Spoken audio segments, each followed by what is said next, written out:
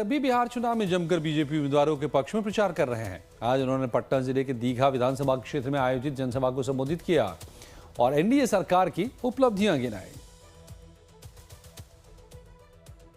चारों तरफ से यशस्वी प्रधानमंत्री के नेतृत्व में जो वातावरण बना हुआ है, जो नीतीश कुमार जी ने काम किया है, वाकई 20 साल के अंदर एक नेता पूरा 55 साल का पूरा पलटा करते हुए जिस प्रकार का माहौल बनाते हैं, मैं मान के चलता हूं जब बिहार की धरती पे आता हूं तो मुझे एक अलग प्रकार का संबंध अपने से भी जुड़ता दिखाई देता है।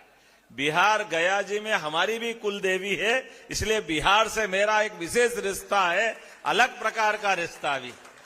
बिहार के गया के पास के मठ में वराह देवी का मंदिर, वो हमारी कुल देवी भी है। हम वहां आकर के अपने पुरखों के उस जमाने के संबंध, बहुत पुराना होगा, पीढ़ियां गुजर गई, लेकिन पीढ़ियां भले ही गुजर जाए, जहां से मैं आता हूं वो बाबा महाकाल की नगरी है और महाकाल की नगरी का भी अशोक के काल से भी संबंध है। अशोक, उनके पिता के समय 2 बड़े बड़े महाराज्य होते थे जिनको महाजनपद बोलते थे। यहां सम्राट बैठते थे, उज्जैन में युवराज बैठते थे। उस काल से जब अशोक 10 साल वहां युवराज रहे, बाद के काल में यहां बनकर के उनने अशोक के सुशासन की मिसाल दुनिया याद करती। हमारे अपनी मुद्रा में अशोक चिन्ह हमको दिखाई देता है। तो उस काल से लगा करके राजा भोज के काल तक, राजा भोज से लगा करके 5000 साल पहले भगवान कृष्ण ने अपने पुत्र सांब के माध्यम से यहाँ सूर्य का मंदिर बनवाया है। ये हमारा अतीत का वो गौरवशाली पृष्ठ है। जोरदार अभिनंदन करें वो भगवान कृष्ण के काल के लिए भी, जिनके कारण से भगवान कृष्ण के सारे गोपाल अपने जीवन का आनंद उस क्षण से महसूस करते हैं जब प्रकृति से परमात्मा ने माता गौ माता के साथ संबंध जोड़ा है। हमारी सरकार बनने के बाद यशस्वी प्रधानमंत्री के नेतृत्व में मैं अभी केशव प्रसाद मौर्य जी की तरफ देख रहा था। आप भगवान राम का जयकारा लगवा रहे थे, कितना अच्छा लगता सुनकर के। भगवान राम अयोध्या में अगर मुस्कुरा रहे हैं माता सरयू के किनारे, तो ये लीला ऐसे ही नहीं हुई है।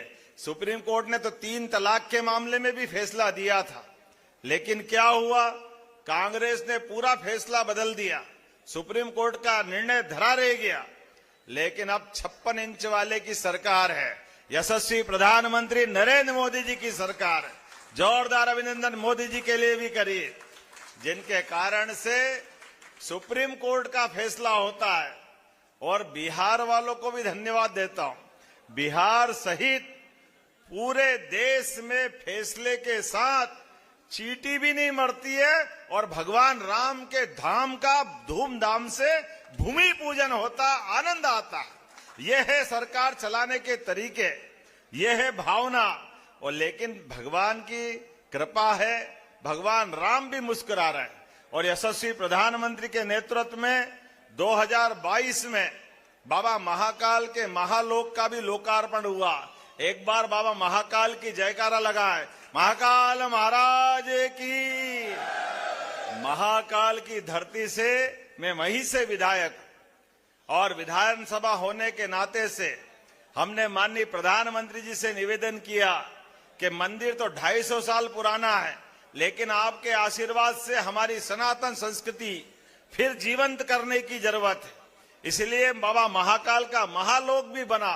तो महाकाल के भगवान पक्के भक्त हैं हमारे प्रधानमंत्री जी, तभी तो बाबा विश्वनाथ के धाम पे चुनाव लड़ने गए। जब काशी विश्वनाथ का आनंद आ गया तो महाकाल का महालोक का भी आनंद आना चाहिए। जब भगवान श्री राम का आनंद आया है, तो अब बताओ इतने सारे आनंद में कृष्ण कन्हैया ने क्या बिगाड़ा है। जमुना जी का कृष्ण कन्हैया, सबकी आंखों का तारा, वहां आनंद आना चाहिए या आना चाहिए।